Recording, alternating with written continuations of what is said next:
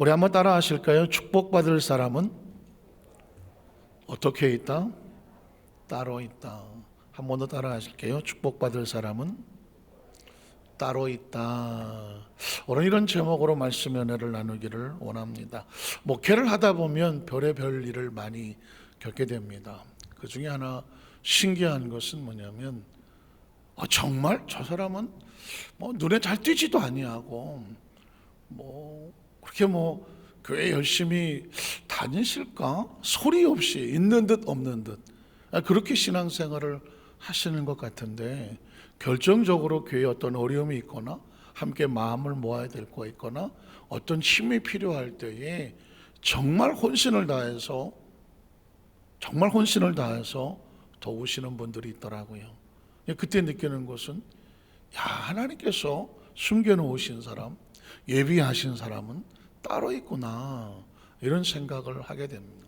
간혹 이제 성도들이 실망하기는 이 어려울 때 그분이 참 이렇게 큰 일을 하시면 얼마나 좋을까. 어느 교회나 다 그런 수 있지 않겠습니까? 그런데 나중에 보면 정말 중요할 때는 안 보이는 거예요. 그럴 때 이제 성도들이 교회에서 힘이 빠진다, 이런 고백을 쓰죠. 그러니까 아주 다양한데 겉으로 봐갖고는 그 사람의 진가를 모르겠다라는 것이죠. 여러분 제가 몇 번 얘기했지만 나무꾼 둘이 산에서 나무를 하고 내려오다가 정말 갑자기 조우 마주치는 거죠. 곰하고 마주쳤죠. 여러분 어렸을 때 다 들은 얘기지만 곰하고 마주치면 도망을 갈 수가 없으니까, 왜 곰이 엄청 빠르거든요. 그래 어떻게 합니까? 죽은 척해라. 죽은 척해라. 왜냐하면 곰은 모르겠어요. 제가 직접 안 물어봐 잘 모르겠는데, 곰은 죽은 고기는 먹지 않는다, 그런 얘기가 있어서 죽은 척하면 곰이 그냥 지나간다. 한 친구가 정신이 없으니까 깜짝 놀라고 그냥 진짜 죽은 척하고 엎드려서 숨도 안 쉬고 있는데 곰이 와서 냄새를 맡아서 진짜 숨을 안 쉬어서 갔는지 갔다는 것이죠. 그때 다른 한 친구는 보니까는 벌써 잽싸게, 그때 나오는 단어가 잽싸게죠. 옆에 있는 나무로 튀어 올라갔습니다. 자기 혼자 살겠다고 튀어 올라간 거죠. 곰이 지나가고 나서 이제 죽은 척했던 친구도 일어나고 나무에 올라갔던 그 나무꾼 친구도 내려왔습니다. 갑자기 정말 서늘한 공백이 생겼죠. 서로 피차에 말을 못하죠. 그러니까 나무에 올라갔던 친구가 멋쩍으니까 이보게 친구, 아까 그 곰이 자네에게 뭐라고 얘기를 하는 것 같던데 뭐라고 얘기를 하던가. 여러분 여러분이 상상하는 내용이죠. 그때 그 죽은 척했던 나무꾼이 그렇게 말하지 않습니까? 글쎄 그 곰이 나한테 위급한 시기에 저 혼자 살겠다고 가는 건 친구도 아니다. 곰이 진짜 그렇게 얘기했는지는 모르겠어요. 아마 자기가 하고 싶은 얘기를 했겠죠. 그러나 굉장히 중요한 이야기죠. 진짜 친구는 정말 힘들고 어려울 때 홀로 도망치는 것이 아니다라는 이야기를 그 메시지 속에서 담아주고 있는 것이죠.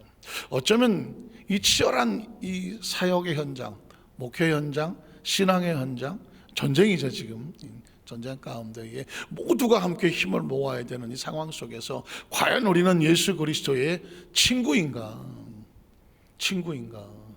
아니면 예수님이 찾아봤을 때 없나, 어디 갔는지, 혹시 그런 모습은 아닐까? 우리는 성경 속에 있는 내용을 통해서 한번 찾아볼 필요가 있습니다. 왜냐하면 성경을 읽다가 보니까 하나님이 숨겨놓은 사람은 따로 있더라는 거죠. 평상시엔 진짜인지 가짜인지는 모르겠는데 어떤 상황이 되면 축복받을 사람은 따로 있더라. 우리는 첫 번째로 구약 성경 속에서 발견하는 숨겨진 축복의 사람들입니다. 구약 성경 속에 숨겨진 축복의 사람들을 보면 평상시 겉으로는 몰라요. 가인과 아벨이 이야기가 나오지만 가인이 훌륭한 사람인지 아벨이 훌륭한 사람인지는 평상시는 몰랐습니다. 아니 이스라엘 백성들의 장자권의 흐름에 따른다면 사실은 가인이 훌륭한 사람이어야 되는 것이고, 그 모든 형제들보다 더 많은 유산도 받고 아버지의 대를 이어가니까 가인이 훌륭한 사람이 돼야 마땅한 것입니다. 그런데 알 길이 없는 거예요. 가인과 아벨이 진짜 누가 진정한 하나님의 사람인지를 알 수가 없는 거죠. 그런데 덜커덕 제사를 드려보니까, 예배를 드려보니까 진짜하고 가짜가 툭 하고 튀어나오는 것입니다. 가인도 농사를 지어서 자신의 소산물을 드리고 아벨도 목축을 했으니까 소산물 양을 드렸더라 그랬는데, 그런데 성경은 말하기를 아벨과 그의 재물은 받으셨으나 가인과 그의 재물은 받지 않으셨다라는 얘기가 나오고 있습니다. 예배를 통하지 않았으면 이 두 사람이 정말 누가 정말 하나님 모시기 인정받은 사람인지 알 길이 없었습니다. 그런데 예배를 통해서 알게 되는 것이죠. 한번 따라하실까요? 예배를 통해서 진짜와 가짜가 갈라지는 것입니다. 진짜라고 가짜라고 표현하기는 좀 극단적인 표현이지만 정말 하나님이 받으시는 예배의 사람인지 하나님께서 받지 않으시는 예배의 사람인지가 예배를 통해서 알게 되는 거죠. 그렇다고 하면 신앙의 모든 것들은 진짜와 가짜를 나누는 아주 중요한 일이 됩니다. 기도하는 걸 통해서 그 기도가 하나님께서 받으시는 기도인가, 하나님께서 받지 않으시는 기도인가, 기도할 때 알아보는 것이죠. 봉사도 마찬가지입니다. 그 봉사가 형식과 모양은 있는데 하나님께서 진짜 감동하시는 봉사인가, 아니면 나는 열심히 땀 흘려 봉사했는데 마음에 없는 봉사라 하나님께서 그 봉사를 예를 들어 가인의 제사처럼 받지 않으시더라, 이렇게 돼버리면 정말 얼마나 가슴 아픈 상황입니다. 직분이란 그렇게 중요한 것입니다. 직분은 절대로 위험한 함정이 있습니다. 직분은 사람에게 보이는 것이 아닙니다. 착각하기가 쉬운데 재직 임명식이 화려할수록 정말 많은 사람들에게 환을 받고 박수를 받고 정말 감격적으로 감동적으로 치러질수록 아주 위험한 함정이 있습니다. 왜냐하면 그 직분은 사람을 보이기 위한 것이 아니라는 것입니다.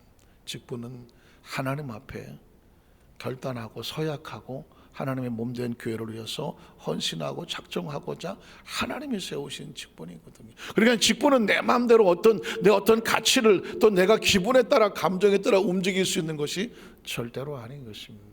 어쩌자고 하나님께서는 가인과 아벨의 이야기를 할 때 다른 것도 아니고 제물과 제사였을까요? 이 중요한 것은 둘 다 예배를 드리기만 해도 얼마나 감사한데 하나님께서 말합니다. 받을 수 있는 예배가 있고 하나님께서 못 받으시는 예배가 있다는 것이죠. 그건 왜 그러냐면 예배를 드리는 사람이 하나님에 대한 진정성입니다. 진정성. 예물도 진정성, 형식이 아닌 진정성을 통해서 하나님께서 받으시는 것이죠. 여러분, 한 어머니 태 속에서 나온 에서와 야곱은 쌍둥이였습니다. 자, 에서와 야곱, 누가 정말 하나님께서 사랑하신다고 할까요? 하나님의 택한 사람일까요? 어떤 사람일까요? 겉으로 봐서는 몰라요. 한 어머니 태에서 한날 한시에 나왔는데 생긴 게 좀 다를 뿐이지 피도 같고 핏줄도 같고 부모도 같은데 과연 누가 정말 하나님께서 사용하실 사람인가? 그냥 봐서는 몰랐습니다. 그런데 무엇을 통과하니까 장자권이라고 하는 하나님의 축복권을 보고 서로 대하는 게 달랐습니다. 야곱은 그 축복권에 대한 사모함이 있었습니다. 좀 과하다 싶을 정도로 난 반드시 하나님의 축복을 받아야 돼, 반드시, 이것에 대한 마음의 간절한 소원이 있었습니다. 에서는 어차피 내가 장남인데 몇 분 몇 초 먼저 태어났더라도 그냥 자동으로 오는 거 아니야? 굳이 내가 뭘 해야 돼? 에서는 장자권에 대한 애착이 없고 관심도 없고 배고프면 밭주게 팔아버렸다고 말하거든요. 그냥 스토리처럼 지나가는 것 같지만 하나님의 유심히 지켜보는 것은 뭐냐면 하나님의 축복권을 정말로 사모하시느냐는 것입니다. 예배가 소중한 것은 예배에 대한 축복권 때문에 사모하는 것이죠. 예배 드리는 자 하나님께서 받으시니까. 기도가 중요한 것은 하나님의 명령이니까, 기도의 축복의 약속이 되어 있으니까. 우리가 예물을 드리고 11절 드리고 감사 예물을 드리는 것도 하나님의 약속의 말씀이 있고 명령이 있으니까, 그것에 따른 하나님의 축복권에 대한 사모함이 있으니까. 주일을 성수하는 것도 하나님 그날을 복을 주셔서 그날에 하나님 약속된 축복이 있기 때문에 그죠.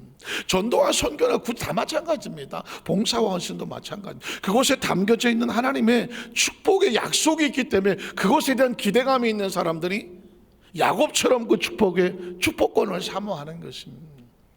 에서는 축복권에 대한 사모함이 없었습니다. 그러니까 보면 아는 거예요. 이 사람이 그런 축복권에 대한 사모함이 있는지, 뭐 있어도 그만 없어도 그만 뭐 그것에 대한 열정이 없는지. 결국은 어떻게 됩니까? 하나님은 에서가 아닌 야곱에게 장자권이 넘어가게 하는 것입니다. 하나님의 축복은 사모하는 자에게 흘러내려가는 것이지 있어도 그만 없어도 그만인 사람에게 내려가지 않습니다. 그러니까 겉으로 봤을 땐 몰랐는데 이 장자권이라는 것을 눈앞에 두고 갈라져 버리는 것입니다. 그럼 마찬가지입니다. 다윗과 그 형제들도 겉으로 봐서는 아버지조차도 다윗은 이제 8번째 아들 막내고 별로 관심이 없었습니다. 7 아들만 잘 챙겼었는데 뭐 성경에는 없는 이야기지만 뭐 그 비하인드 스토리 같이 이렇게 나오는 스토리에 보면 사실은 다윗은 이새의 초배 아들일 수도 있다. 그래서 배다른 형제일 수 있기 때문에 형제들도 무시하고 아버지 이새도 다윗에 대해서 그렇게 별로 관심이 없었다. 이건 성경에는 없는 이야기입니다. 다만 다윗이 왜 그 8 아들 가운데 그 이새는 다 안 데려가고 그 막내만 들여다가 혼자 던져놓고 갔을까를 추측해 보는 것이죠. 근데 여러분, 누가 정말 하나님께서 숨겨놓으신 사람이었나요? 막상 선지자 사무엘이 와서 사무엘 앞에 왔을 때 딱 서보니까 사실은 사무엘 앞에 섰다는 것은 하나님 앞에 섰다는 이야기와 같은 이야기죠. 이새는 열심히 갈고 닦아 씻겨서 잘 입혀서 선지자 사무엘 앞에 내어놓았습니다. 그런데 하나님께서 말씀합니다. 아니라고 말하는 것입니다. 아니야. 둘째 아니야. 셋째도 아니야 하는 것입니다. 제가 이 본문을 설명할 때마다 막 등골이 막 서늘하다고 하는, 성경에서 가장 무서운 장면이 뭐냐면 하나님이 고개를 돌리는 장면입니다. 아니야. 어떻게 생각하십니까? 신앙생활 가운데에 정말 우리가 야곱처럼 정말 하나님의 축복권을 사모하여 달려오는 사람이 있는가 하면 하나님이 고개를 돌리는 사람입니다. 그래서 제가 설교 제목을 그렇게 정하는 것입니다. 축복받을 사람이 따로 있다라는 것이죠. 따로 있어요. 아무리 무슨 가인처럼 예배 흉내를 내도 아닌 건 아닌 거더라고요. 에서처럼 아무리 장자권을 받게 돼 있다고 할지라도 그 사모함이 없으면 아닌 건 아닌 거예요. 다윗의 형들이 8명이 뭐 키가 막 훤칠하고 인물이 뛰어나고 귀골이 장대하고 사무엘같이 기도하는 사람도 그 맏형 엘리야를 보면서 야, 이 사람이 정말 사울의 뒤를 이어서 왕이 될 만하다고 이 사무엘의 마음을 빼앗을 정도로도 외모가 훌륭했음에도 불구하지만 하나님은 이렇게 말합니다. 그 아이에게 기름 붓지 마라. 내가 그 아이를 버렸다고 말하는 것입니다. 그러니까 겉으로 사람들은 모릅니다. 예배를 드려봐야 알고 기도하는 것을 봐야 되고 11조 앞에서 예물 앞에서 감사 옆에서 사람은 갈라지게 되어 있습니다. 갈라지게 되어 있습니다. 하나님의 축복에 대한 사모함을 내가 침노하여 들어가기를 원하느냐 아니면 줄까봐 도망을 가느냐. 그러니까 이 모든 것들이 우리를 조심스럽지만 진짜인가 가짜인가를 분별해 놓고 있는 것입니다. 제가 그런 이야기를 했죠. 코로나19는 어쩌면 이 시대 속에서 진짜와 가짜를 분별하는 도구가 될 수가 있다는 겁니다. 기억하시잖아요. 가을에 타작을 막 하잖아요. 타작마당을. 도리깨도 치고 탈곡기도 있고 칩니다. 이 털리고 도리깨질을 당하는 이 식물들 벼나 뭐 이런 뭐 콩깍지나 깨나 이런 것들은 진짜 죽느냐 사느냐죠. 죽느냐 사느냐. 그러나 털어보면 죽적이 다 날아가는 거 아니겠습니까? 털어보면. 탈곡기도 알고, 탈곡기 아닙니까? 탈곡기. 그래도 제가 어렸을 때 조금 시골에 살았던 기억이 있어서 탈곡기 이게 뭐 목사님 왜 발을 저렇게 하시나? 탈곡기 돌리면 막 돌아가고 막 벼 털고 하지 않습니까? 그러면 뭐 알맹이는 다 앞에 다 떨어지는 것이고 콩도 뭐 축축 털어보면은 뭐 알맹이는 바닥에 떨어지는 것이고 쭉쭉이는 날아가고 키질도 해보면 알죠. 키질도 해보면 깨 갖고 하던가 콩 갖고 하던가 하여튼 간에 흔들어 제끼면은 그냥 바람에 껍데기 날아가는 거 아니겠습니까? 그래서 여러분 기억하십시오. 어느 시대든지 어떤 환난과 시련이 지나가는 것 같지만 거기에서 갈라지는 것은 진짜와 가짜인 것입니다. 여긴 우리는 그래서 정신을 바짝을 차리면서 어떤 시대가 상황이 지나가거든 우리는 이 과정 속에서 하나님께서 찾으시는 그 자리에 있어야 되겠다라고 우리의 신앙의 모습을 돌보아야 됩니다. 하나님께서 숨겨놓으신 그 비밀들은요, 우리는 잘 모르는, 축복받을 장소, 축복받을 일이 따로 있습니다. 성경에도 보면 야곱이 루스라는 곳에서 돌베개를 베고 누워 있었습니다. 그가 그것이 축복의 장소로 바꿀 거라고는 누구도 예상을 못했죠. 야곱 스스로도 생각을 못했습니다. 그런데 그 루스가 나중에 변하여 베델이 됩니다. 베델, 하나님의 집이 되고 나중에 성전이 세워지는 그런 장소가 됩니다. 그러니까 하나님이 축복하시는 장소는 따로 있는데 지금 당장 내 눈앞에 보이지 않았을 뿐이죠. 그래서 어떻게 하느냐, 당장 내 눈앞에서 벌어지지 않는다고 해서 그 루스라고 하는 그 스쳐 지나가는 땅을 결코 우습게 여기지 말라는 것입니다. 하나님께서 숨겨놓으신 축복의 땅일 줄 누가 알았겠습니까? 요단강도 마찬가지지만 홍해수 갈라질 때도 마찬가지입니다. 모든 사람이 죽겠다고 소리를 지를 때 숨겨져 있는 홍해수 바닥은 400년 전부터 하나님께서 아브라함에게 내 자손에게 주리라고 했을 때 이미 400년 전부터 준비되어 있는 예비된 길이라는 것이라는 것입니다. 그러니까 그 축복의 비밀은 이미 기다리고 있는 것이죠. 아무도 거기서 대해서 몰랐을 뿐이지만 하나님은 축복의 사람이 따로 있고 축복의 장소가 따로 있더라는 것입니다. 신기한 것은 이스라엘 백성이 광야를 지나갈 때 성막을 짓지 않습니까? 성막. 그런데 그 성막을 짓는, 그 전에 제가 한번 새벽 예배 다니엘 기도 때 성막에 대해서 설교했던 기억이 나는 것 같은데요. 성막이 너무너무 화려합니다. 엄청난 금은보화, 홍보석, 녹보석에 해달의 가죽에 하여튼간에 굉장히 화려하게 성막을 지어놓게 되었습니다. 그러면 400년 동안 노예 생활을 하던 이스라엘 백성들이 그 많은 재물이 어디서 왔느냐는 것입니다. 그 많은 재물이 기억하십니까? 애굽에서 나올 때에 하나님께서 그 애굽 사람들의 마음을 열어서 그 나가는 이스라엘 백성들에게 자신들의 금은보화를 내어주었습니다. 그래서 광야를 나가는 사람들 금은보화가 왜 필요한가? 나중에 알고 보니까 그 금은보화는 성막을 지으라고 하나님께서 예비해 놓으신 것이죠. 그러니까 하나님의 축복은 따로 있는 거예요. 그 축복이 물질이 축복인 것이 아니라 그 물질로 어디에 쓰느냐가 중요한 것이라는 것입니다. 그래서 이런 식으로 따지면 구약 성경 속에 하나님의 축복받을 사람들은 아주 숨겨져 있습니다. 아주 중요한 단어는 엘리야가 여러분 그 그리 시냇가에서 이제는 시냇가 물도 다 말라 비틀어지고 이제 까마귀도 주워올 곳도 없고 그런 상황이 되니까 저 사렙대로 가라 하고 말했습니다. 사렙대로 가라. 거기 가면 너를 위해서 공개할 한 과부가 있을 것이다 라는 것입니다. 사실 그렇게 하나님 말씀하지 않았으면 정말 엘리야가 오도 가다가 저 사렙다 과부 집에 만나서 우연히 벌어진 상황처럼 벌어지지만 성경에 하나님의 나라는 우연은 없습니다. 하나님이 우연히 하겠습니까? 엘리야를 보낼 때에 사렙다 과부의 집에 지정해서 보냈습니다.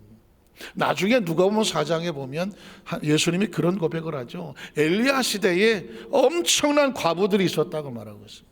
다 힘들고 어려운 과부들이 있었습니다. 그런데 하나님께서 엘리야에게 사렙다 과부, 그 과부의 집에 가라고 했습니다. 왜냐하면 그곳에 하나님의 축복이 들어가야 하기 때문이었습니다. 아시는 것처럼 거기서 조그만 빵을 하나 굽게 하고 물을 가져와서 엘리야가 먹게 하고 그것이 약속의 표적이 돼서 사렙다 과부가 3년 6개월 동안 엘리야 사역에 그 사역을 함께 돕는 동역자가 되지 않습니다. 그렇게 하는 동안에 그 통에 가루가 떨어지지 아니하고 병의 기름이 마르지 않았다라는 표현을 썼습니다. 그러니까 그 많은 과부들 속에서도 하나님의 축복받을 사람은 따로 있었다는 얘기와 같은 것입니다. 물론 엘리사 시대의 수넴 여인도 엘리사의 사역을 도왔던 그런 숨겨진 축복의 사람이었습니다. 제가 이 말씀을 이렇게 드리는 이유는 뭐냐면 그 시대 사람 다 어려운 시대 사람들입니다. 3년 6개월 동안 비가 오지 않았다고 하는 엄청난 어려운 시대거든요. 그 어려운 시대에는 누구의 도움으로 살아야 되냐면 하나님의 도움으로 살아갈 수밖에 없어요. 그런데 그 하나님의 도움은 어떻게 오느냐면 어떤 중요한 순간 가운데 사명과 직분과 하나님께서 함께 일하시는 과정을 통해서 얻어지는 거죠. 아까 뭐 엘리사, 엘리야, 뭐 사렙대 과부, 수넴 여인, 이 과정도 마찬가지입니다. 야곱도 돌베개라는 가장 힘들고 어려운 시기, 이스라엘 백성들이 홍해수를 지나가는 가장 위험한 고비, 그 고비를 지나갈 때 보면 겉으로 볼 때는 환난과 위기지만 가만히 내부를 들여다보면 하나님께서 그 진정한 신앙인들을 찾아서 축복하시는 과정의 통로로 사용하시는 것입니다. 신약 성경에도 보면 이 12제자도 다 우연히 만난 사람들이 아닙니다. 예수님이 막 찾아다니잖아요. 막 갈릴리로 찾아다니다가 베드로, 안드레를 만나고 마태를 만나고 다 찾아가서 만나서 모아갖고 만든 사람들이 12명의 제자입니다. 그러니까 그 시대 속에서도 하나님께서 사용하시려고 준비됐던 사람들입니다. 하나님 안에서 우연은 없다는 것입니다. 요한복음 14장에 있는 예수님의 최후의 만찬에도 보면 예수님 탔던 나귀, 벳박의 나귀 주인 이름도 안 나옵니다. 그러나 숨겨놓여 있는데 그 사람은 예수님이 나귀를 타기 위해서 준비하고 있었던 사람, 마가다락방을 최후의 만찬의 장사로 준비했던 사람, 물 한 동이를 지고 가다가 예수님의 제자들이 그 사람을 만나거든 어디 있는지 알려달라고 해서 그 장소를 예비하며 알려줬던 사람, 곳곳에 숨어있는 사람들입니다. 제가 이 말씀을 드리는 것은 하나님의 나라의 위대한 영웅은 많지 않다고 할지라도 숨어있는 영웅은 많다는 거죠. 이 시대 속에서 저와 여러분이 할 것은 뭐냐면 숨어있는 영웅들이 되는 것입니다. 왜냐하면 어차피 한번 태어나 사명 가지고 믿음으로 살아가는 데에 하나님이 찾아서 사용하시는 축복의 통로가 되지 않겠습니까? 말씀을 정리하려고 합니다. 제가 강서대교구 그때 교구장을 할 때인데 김포공항 쪽에 딱 제가 기억이 나요. 그 순간을 인공폭포 쪽으로 이렇게 턴을 해서 가는 신방을 하러 가는 도중인데 극동방송을 틀어놨어요. 근데 극동방송을 틀어놨는데 가다가 운전하다가 내가 배꼽을 잡고 웃었습니다. 그리고 막 눈물이 났습니다. 오래된 기억이지만 그 기억을 더듬어 봤더니 어떤 이제 여자 성도님께서 극동방송 거기다가 간증 프로를 쓴 거예요. 간증을 썼는데 이 제목은 뭐냐면 금반지 하나로 금은방을 얻었다는 것입니다. 제목이 그래요. 금반지 하나도 갖고 금은방을 얻었다는. 이게 도대체 무슨 말인가 했더니 이분이 참 힘들고 어렵게 살았어. 근데 그의 어머님이 어렵게 그 시장에서 생선 장사해 갖고 한 푼 두 푼 모아서 본인이 결혼식 때 결혼 반지 하나를 못 꼈기 때문에 자기 딸내미에게 틈틈이 돈이 모이는 대로 그걸로 금을 한 돈 두 돈 해갖고 미리 끼워줬어. 미리. 야, 너 이거 꼭 가지고 있다가 시집 갈 때 너 반지는 하나 끼고 가라. 반지. 그게 애미의 한이다. 그래갖고 그 여자 자매가 시집도 안 갔는데 결혼 반지를 예물용으로 차츰 모아놓은 적이 있었습니다. 그런데 그분이 다니는 그 시골의 그 교회에서 건물이 낡고 이래 갖고는 이제 건축원금을 하게 됐는 모양이에요. 옛날엔 다 그렇게 했습니다. 어렵고 힘들어서 저도 기억이 있는데 막 벽돌 찍고 해서 불옷꽃 쌓고 올라가서 지붕 올라가서 못질하고 저도 그런 기억이 있습니다만은 그렇게 해서 다 헌금할 당황이었는데 벽돌 몇 장 이렇게 할 텐데 이 자매가 아버지한테 그렇게 말하더랍니다. 아버지, 제가 이 반지를 건축원금으로 드리고 싶다라고 하는 것입니다. 사실은 그 교회에 이렇게 저렇게 잘 사시는 분들도 많이 있었을 거예요. 이 자매보다는. 근데 이 자매가 드릴 게 없는데 그 결혼 반지를 드리겠다고. 그러니까 아버지가 벌떡 화를 내죠. 야, 네 엄마가 그 생선 장수하면서 조금씩 모아갖고 그거 너 시집 갈 때 그래도 반지 하나 끼고 가야 된다고 해갖고 엄마가 한 맺힌 건데 그걸 어떻게 드리냐 그랬더니 제가 지금 드릴 수 있는 게 그거밖에 없다는 거죠. 그래서 눈물 울고불고 하면서 그래, 그러면 네가 그렇다고 하면 그 반지를 드려라. 사실은 여러 가지 사정을 다 아는데 그 교회에서 깜짝 놀랐죠. 엄마가 생선 장수하고 아빠도 변변치 않은데 그 딸이 그 금반지를 갖다가 건축 헌금으로 드렸으니 작은 교회에서 발칵했죠. 그런데 여러분, 얼마 안 있다가요, 어떤 일이 벌어졌냐면, 그 교회 장로님이 한 번 계셨는데, 장로 연세가 지긋하신 장로님인데, 이 장로님이 그 동네 그 읍에서 금은방을 하는 거예요. 금은방을 하시는 장로님인데, 이제 연세가 있으셔갖고 아들이 하나 있는데, 이 아들을 빨리 장가를 보낸 다음에 금은방을 넘겨줘야 되겠는데, 아들이 장가를 안 가네. 그래서 이름이 빨리 장가가게 해달라, 그게 기도 제목인데, 한 번은 이 아들이 와서 그 장로님에게 이렇게 말합니다. 아버지, 제가 꼭 결혼하고 싶은 자매가 있습니다. 그래? 너는 누구네 집 장로냐고 막 여기저기 뭐 서장 딸이냐, 약국집 딸이냐, 막 그냥 좀 돈 있는 집 뭐 이런 식 얘기했더니, 아니 그 장로님 아들이 그렇게 장가를 안 간다고 하던 놈이 그 자매하고 꼭 가야 되겠다고 하더라고요. 아니 그 집은 엄마가 생선장수하고 아버지도 그렇게 뭐 그렇게 변변치 않은 것 같은데 하필이면 왜 그 자매냐 했더니, 본인이 기도만 할수록 그 자매가 너무 마음에 와서 닿고, 그리고 자기는 신앙이 좋고 믿음 사는 좋은 자매였기를 원하지, 내가 이렇게 뭐 다른 거 보고 싶지 않다고 하면서 기도만 하면 변하지 않더래요. 그 자매하고 꼭 결혼하고 싶더래요.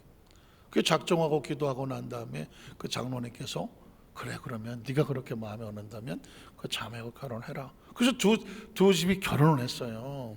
결혼했는데, 사실은 이 자매는 그 장로님 아들이 뭐 금은방 이런 것도 모르고 결혼했는데, 결혼하고 나서 보니까 아버님 장로님이 그 아들에게 금은방을 넘겨준 거예요. 그래갖고는 이 자매는 어느 날 갑자기 매일 아침에 이제 금은방에 가서 진열을 하고 뭐 반지도 닦고 뭐 시계도 닦고 다이아몬드 닦고 막 이렇게 하다가 깜짝 놀란 거야. 하나님, 내가 어쩌다가 이런 은혜를 받아서, 이 축복을 받아서, 이 엄청난 정말 이걸 내가 이렇게 다 껴보고 만져보고 다 하고 있습니까? 그러다가 갑자기 마음에 다가오는 게 뭐냐면, 하나님 주신 감동이 그건 거예요. 너 나한테 금반지 내놨잖아 그러더래요. 너 나한테 금반지 내놨잖아.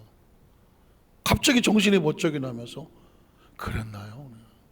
어떤 걸 계산하고 한 것이 아니고 그 당시 그냥 마음에 감동을 했던 것인데, 그러면서 갑자기 이 자매가 눈물이 확 쏟아지더라는 것입니다. 하나님은 한 작은 한 크리스찬의 그 반지 하나를 받은 건데, 자기는 금은방울 통째로 받았다는 거예요.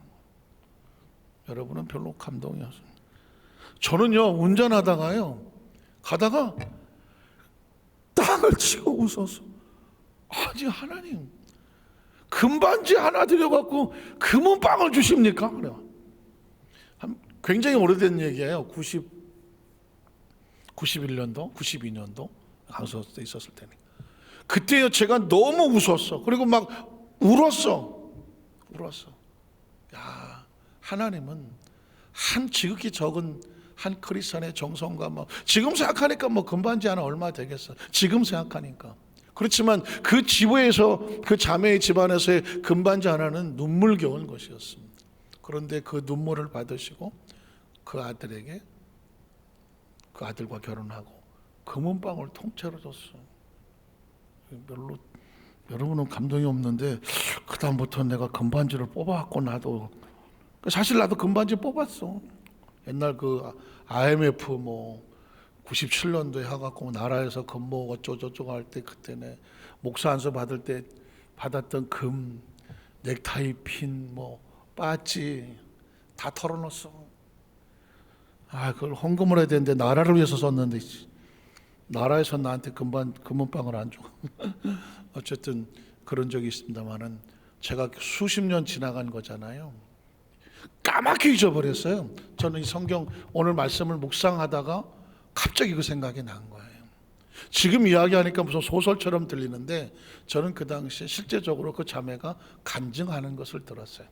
울면서 극동방송에 나와서 간증을 하더라고요. 그때 그 감동이란 이루 말할 수가 없었고, 그렇구나, 하나님이 숨겨놓은 축복인 사람은 따로 있더라는 거예요. 말씀을 정리하기를 원합니다. 사도행전 28장 7절을 한번 볼까요?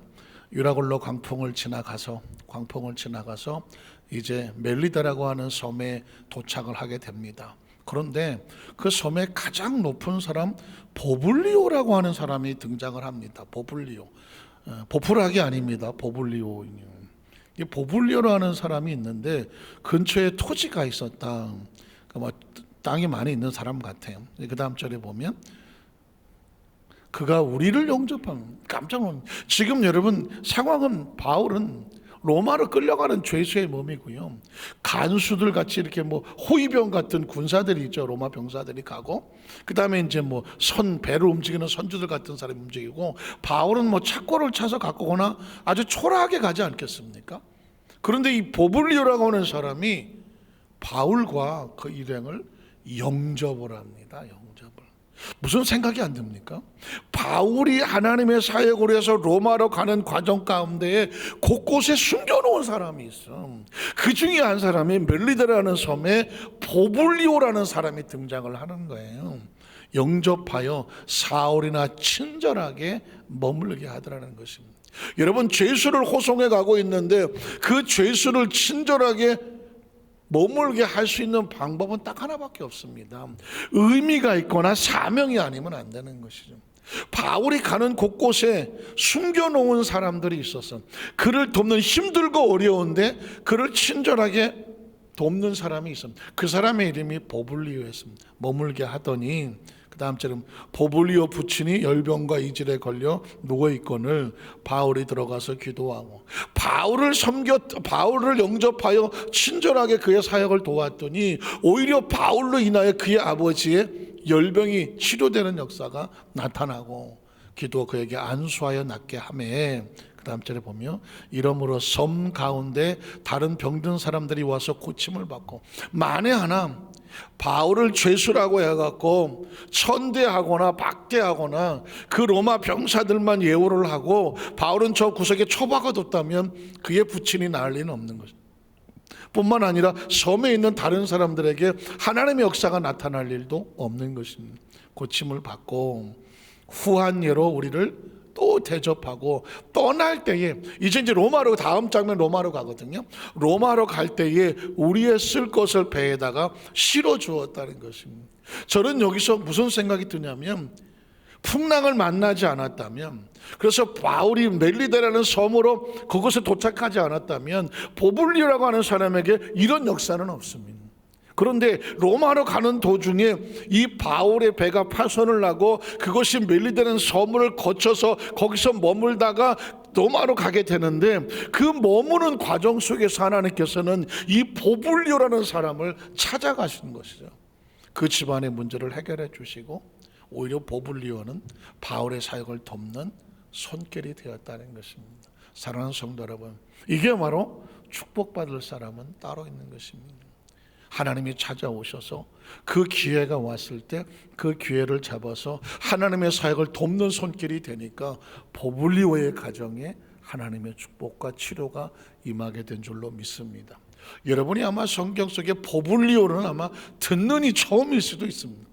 누구 입에 쉽게 나오는 단어는 아니지만 하나님이 바울을 움직이고 선교하는 과정 가운데 곳곳에 숨겨놓았던 사람 중에 한 사람이 누구냐? 보블리오 꼭 기억하시기를 주님의 이름으로 축원합니다. 기도하겠습니다. 하나님 아버지 감사합니다.